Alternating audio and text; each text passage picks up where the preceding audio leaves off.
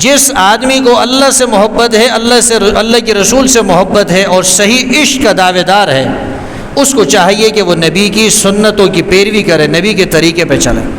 اگر اللہ کے رسول سے محبت ہے تو نبی کی سنت کو چہرے کے اوپر سجانا ہوگا۔ چاروں ائمہ اس پر متفق ہے کہ داڑھی منڈوانا یہ حرام ہے اور داڑھی رکھنا یہ واجب اور ضروری ہے۔ چاروں ائمہ اس پر متفق ہے، امام ابو حنیفہ، امام مالک، امام شافعی، امام احمد بن حنبل، کسی کا بھی اختلاف نہیں۔ چاروں اماموں میں سے ایک امام کا اس بات پر اختلاف نہیں، سب اس بات پر متفق ہے کہ داڑھی رکھنا یہ واجب ہے اور اس کا کٹوانا حرام اور ناجائز ہے۔ اور یہ ایسا گناہ ہے کہ جو 24 گھنٹے انسان کے ساتھ رہتا ہے۔ جب انسان داڑھی منڈواتا ہے تو وہ نماز میں ہے تب بھی اس گناہ میں مبتلا ہے، وہ طواف کر رہا ہے تب بھی اس گناہ میں مبتلا ہے، وہ حج کر رہا ہے تب بھی اس گناہ میں مبتلا ہے، اس نے روزہ رکھا ہے تب بھی گناہ میں مبتلا، بیداری میں ہے تب بھی گناہ میں مبتلا، سو رہا ہے تو تب بھی گناہ میں مبتلا۔ اور اللہ کے رسول نے اس پہ وعید ارشاد فرمائی ہے۔ اللہ کے رسول نے اس کی داڑھی رکھنے کی ترغیب دی ہے۔ اللہ کے رسول نے فرمایا داڑھی بڑھاؤ، مونچھیں کترواؤ، یہود اور نصارہ کی مخالفت کرو۔ تو میں عرض یہ کر رہا تھا کہ چاروں اماموں کا اس پر اتفاق ہے۔ اب اگر ہمیں اللہ کے رسول سے محبت کا دعویٰ ہے، عشق کا دعویٰ ہے، تو ہم اللہ کے رسول کی اس بات کی اطاعت کریں گے۔ ہم دعوت تو کرتے ہیں عشق کا، دعوت تو کرتے ہیں محبت کا، کام ہمارے وہ ہے جو نبی کی سنت کے مخالف ہے۔ ہماری شلوار ٹخنوں سے نیچے ہوگی، ہمارے کیا ہے چہروں کے اوپر نبی کی سنت نہیں ہوگی، اور دعویٰ ہم کرتے ہیں عشق اور محبت کا۔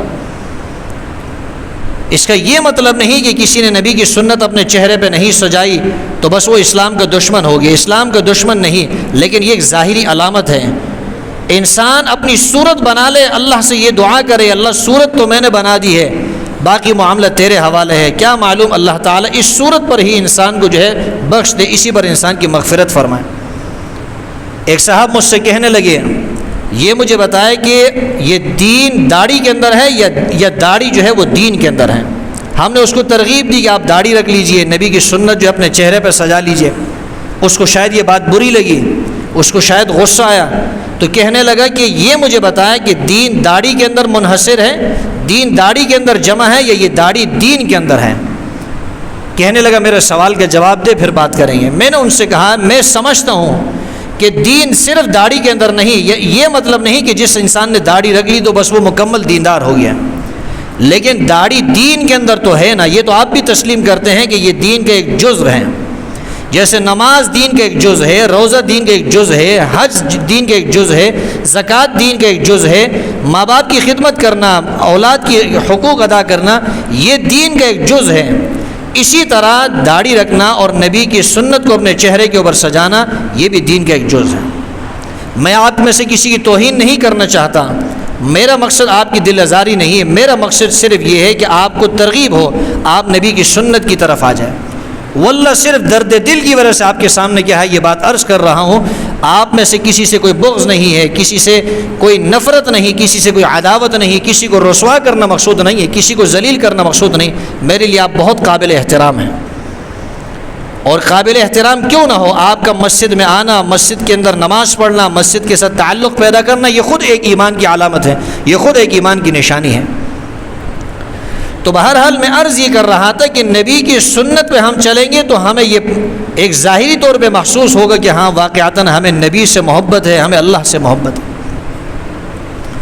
قرآن اور احادیث کے اندر کتنے ایسے احکامات ہیں کہ ہمیں ان کا پتہ بھی نہیں، اگر کوئی ہمیں بتاتا ہے ہمیں اس پہ حیرت ہوتی ہے کہ یہ قرآن حدیث میں یہ مسئلہ کہاں سے آ گیا۔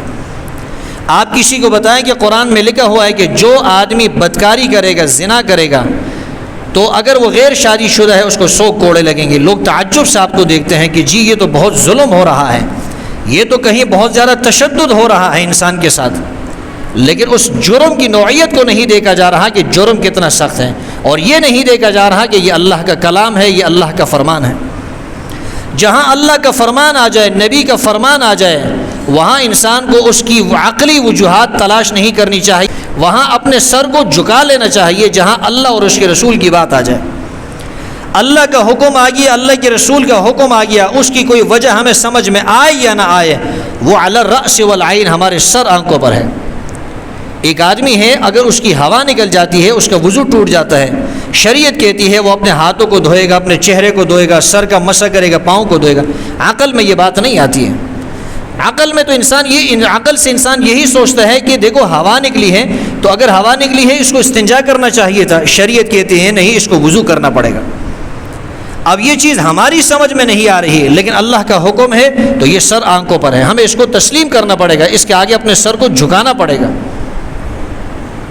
اور جہاں ہمارے اندر یہ جھکنے والا جذبہ پیدا ہو جائے اللہ کے احکامات کے آگے، تو پھر ہم کامیابی کی کیا ہے، راستے پر گامزن ہو چکے ہیں۔